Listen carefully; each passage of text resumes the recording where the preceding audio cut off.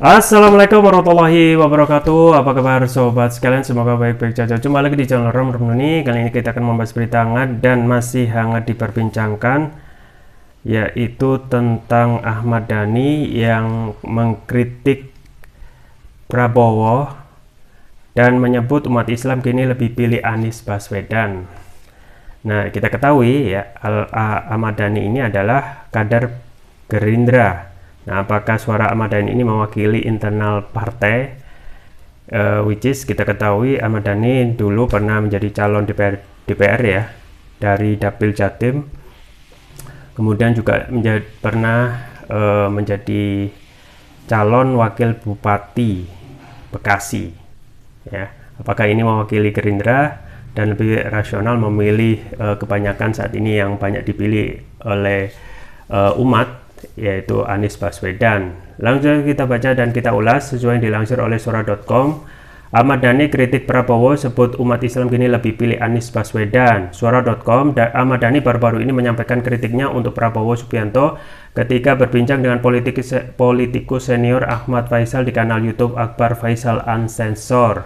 Seperti diketahui, Dhani telah bergabung dengan Partai Gerindra dan merupakan salah satu sosok pendukung Prabowo. Namun menurutnya terdapat beberapa hal yang seharusnya dapat diperbaiki oleh sosok yang kini menjabat sebagai Menteri Pertahanan itu. Apa kritikmu paling keras kepada Pak Prabowo sebagai pimpinan parpol dan sebagai capres unggulan nantinya? Menyangkut dengan bagaimana penyikapannya terhadap peristiwa-peristiwa politik yang terjadi saat ini, tanya Akbar Faisal seperti diberitakan Warta Ekonomi pada Kamis 24 November. Menurut Dhani, salah satu hal yang sangat ia soroti adalah komunikasi politik Prabowo, terutama dalam kaitannya dengan umat Islam. Kurang maksimalnya komunikasi membuat umat Islam yang dulu memilih Prabowo kini beralih kepada Anies Baswedan. Saya akan ngomong bahwa Pak Prabowo itu kurang perfect dalam komunikasi politik, misalnya saat bergabung dengan pemerintahan Jokowi harusnya komunikasinya lebih baik, ujar Dhani. Sehingga Pak Prabowo tidak ditinggalkan oleh umat seperti saat ini, karena sekarang umat Islam melarinya ke Anies Baswedan semua kan, ia menambahkan.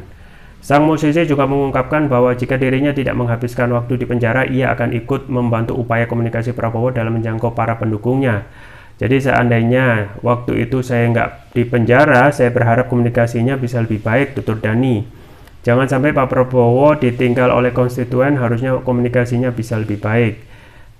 Dhani mengaitkan pernyataannya dengan jumlah pemilih Partai Gerindra dan Prabowo pada pemilihan umum 2 tahun lalu. Menurutnya saat itu Partai Gerindra meraup 17 juta suara, sedangkan yang memilih Prabowo hampir 70 juta. Artinya 50 juta itu nggak memilih Gerindra. Nah, yang 50 juta ini larinya kemana tandasnya? Itu yang harus diperbaiki, komunikasi politik itu penting. Pernyataan Dhani ini seolah sejalan dengan pengakuan barisan emak-emak yang mengaku pernah menjadi pendukung Prabowo tetapi kini sudah tak berkenan mengulanginya lagi. Kok akhirnya begini? Mana yang Pak Prabowo Sandi yang waktu dia terakhir pidato di Hotel Said timbul dan tenggelam bersama rakyat, saya bersama emak-emak. Tapi pada akhirnya setelah kejadian nasi goreng di kereta akhirnya tenggelam bersama rezim yang sekarang.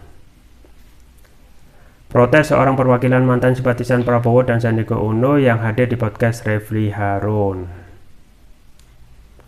Iya sobat sekalian, jadi memang itu adalah kritik dari Ahmad Dhani yang juga merupakan kader Gerindra, yang kemungkinan apakah itu mewakili, ya kita bisa melihat ya rasionalitas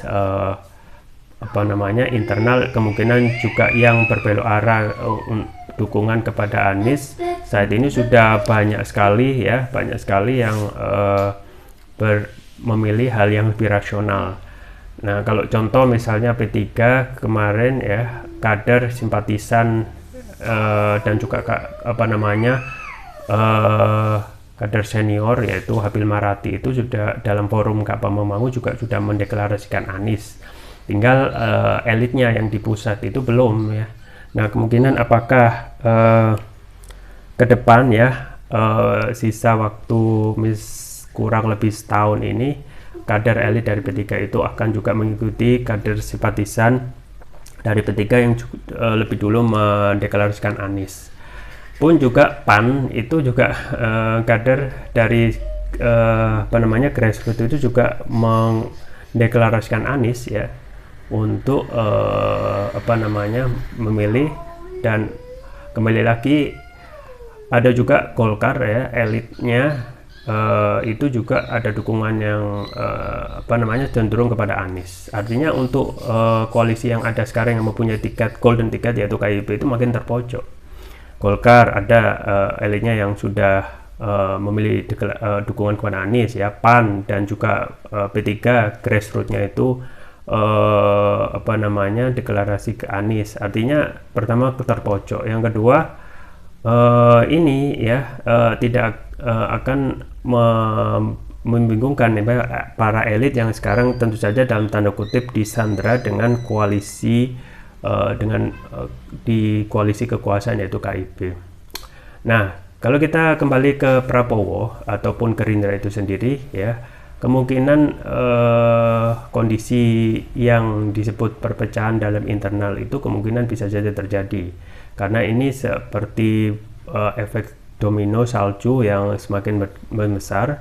Tidak hanya dari ormas grassroots yang KIP itu menjadi anggotanya P3 dan PAN, tetapi sedikit demi sedikit ya, termasuk juga internal Gerindra. Dalam hal ini Ahmad Dhani sudah menyampaikan statement ataupun pernyataan jelas bahwasanya suara signifikan umat Islam termasuk di dalamnya itu kemarin ketika Prabowo yang katanya timbul tenggelam bersama rakyat, nyatanya tenggelam bersama rezim itu bisa dipastikan akan hilang atau beralih ke calon yang saat ini kadang-kadang mempunyai dipersepsikan melakukan melalui perubahan yaitu Anies Baswedan. Nah, kalau kita melihat track record Prabowo ya, yang katanya ingin bergabung dengan pemerintah dan ingin memberikan sumbangsi, kita lihat apakah saat ini yang sudah hampir selesai masa pemerintahan Presiden Jokowi dan Prabowo di dalamnya, adakah prestasi atau legasi yang bisa yang didapatkan ketika Prabowo itu masuk ke istana. Ya, kalau kita frankly speaking ya hampir tidak kelihatan. Dan juga peran Prabowo dalam segi ya, dalam level menteri ya, menteri pejabat pertahanan, ya tidak ada hal yang gemilang yang bisa disampaikan.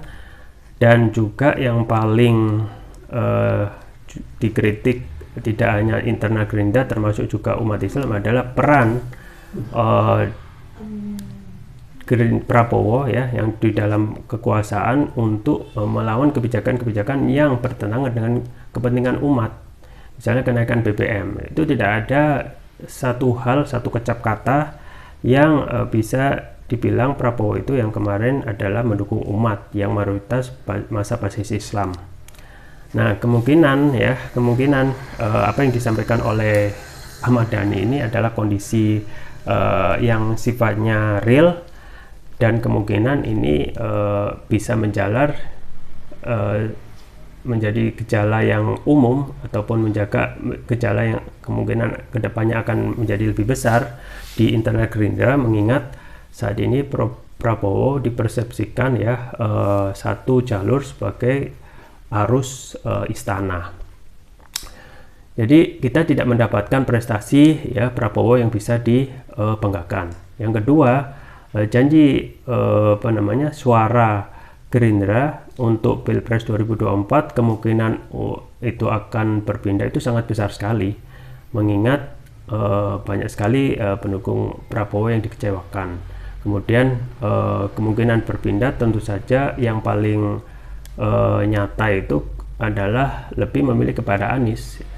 Nah, kalau kita melihat faktor Anies yang meskipun kita ketahui Anies bukan tidak mempunyai politik kanan, karena memang sebenarnya Anies lebih banyak merangkul ya, dan merangkul banyak elemen termasuk elemen kanan, kelompok kanan, jadi lebih bisa dipersepsikan dari kelompok kanan. Tapi sebenarnya Anies lebih cenderung kepada tengah gitu ya, lebih kepada tengah kiri yang karena banyak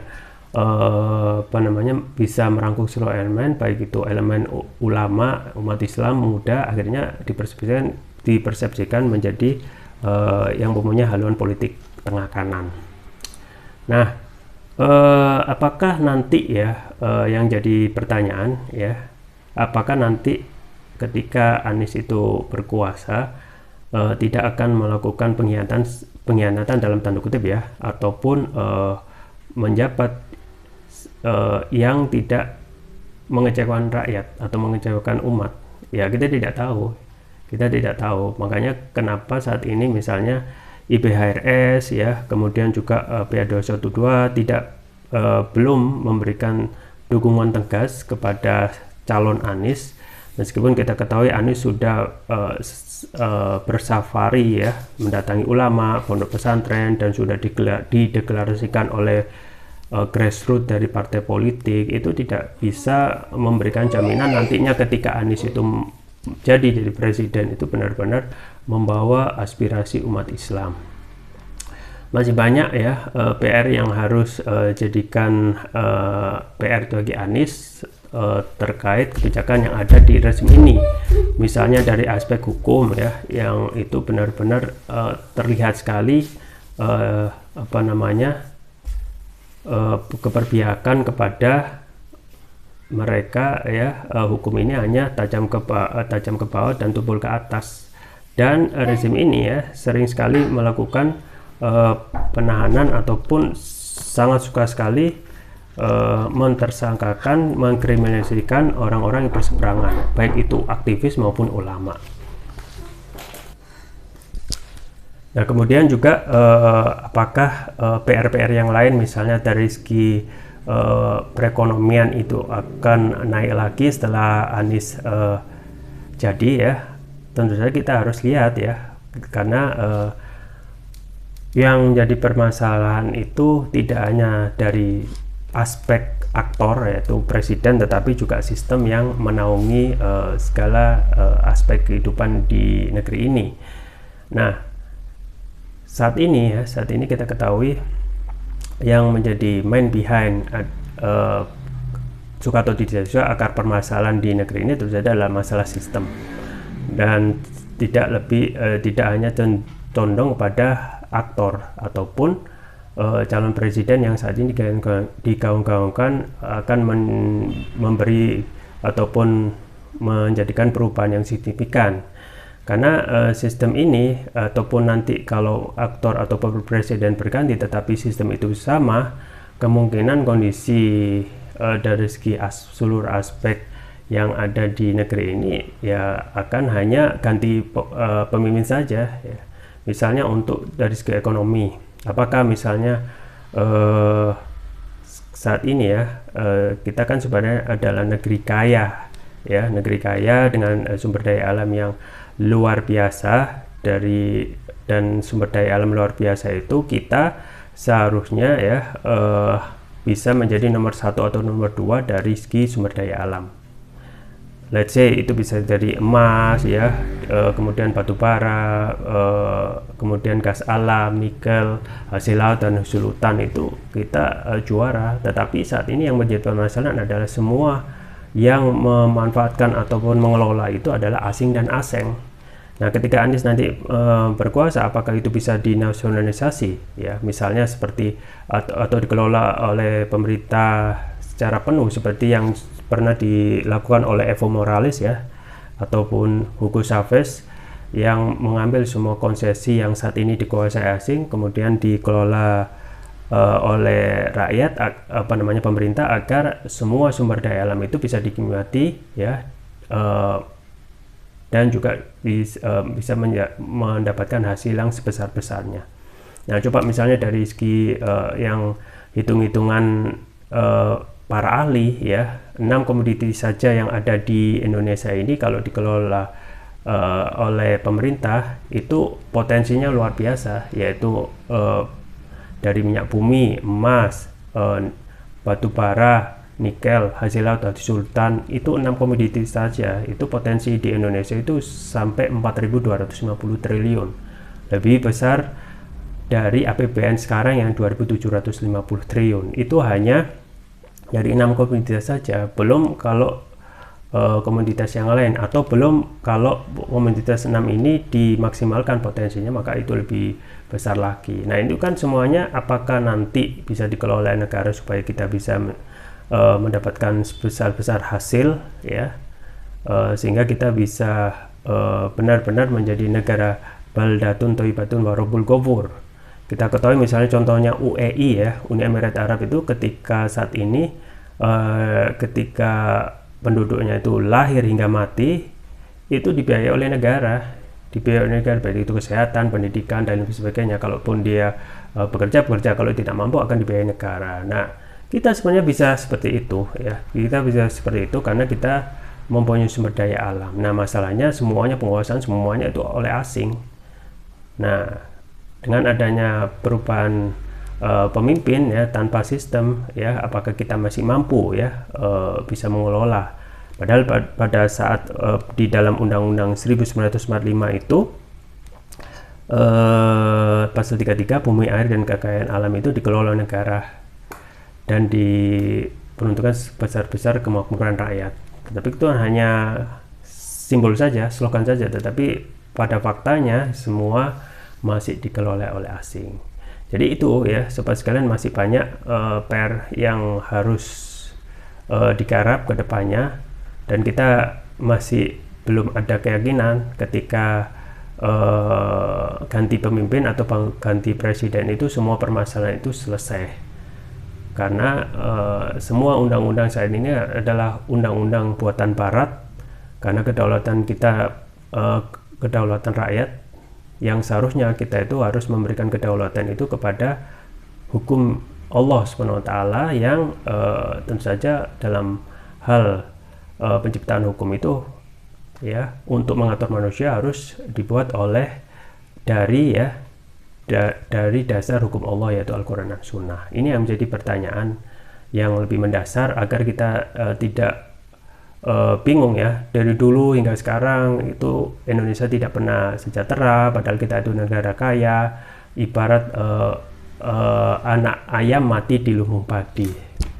Makanya kembali lagi ke fenomena saat ini, Anies yang kadang-kadang mempunyai pengaruh dan juga peluang besar menjadi presiden, apakah itu akan memberikan perubahan yang signifikan ya, minimal ya. Kalaupun tidak signifikan, tentu saja kita berharap sedikit lebih baik ya, dari segi misalnya dalam penyampaian pendapat itu tidak direpresi seperti sekarang, semuanya ditahan kalau berbeda pendapat, semuanya dikriminalisasi kalau mengkritik. Itu yang saat ini sering dilakukan oleh rezim ini ya, mengkriminalisasi aktivis, ulama, termasuk di dalamnya Habib Rizik, Habib Bahar dan lain sebagainya.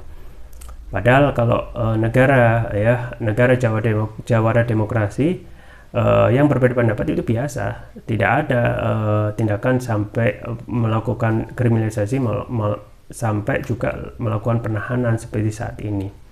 Pun juga kita harus waspada ya terhadap oligarki yang membiayai pemilu, yang kemungkinan yang kalau kita tidak bisa menguasai, kita akan dikuasai, dan akhirnya rezim ini hanya mendapatkan pemimpin yang berganti tetapi rezim tidak berganti, akhirnya tidak akan mendapatkan apa-apa. Itu yang kita khawatirkan ya. Semoga negeri ini menjadi lebih baik lagi.